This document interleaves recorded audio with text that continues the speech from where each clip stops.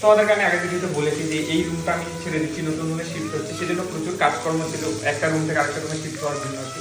তো সকাল থেকে উঠে দেখি বৃষ্টি পড়ছে, তো কাজকর্ম তো কিছু করা হবে না, কারণ কি বৃষ্টির মধ্যে জিনিসপত্র নিয়ে যাওয়া যাবে না, ভিজে যাবে।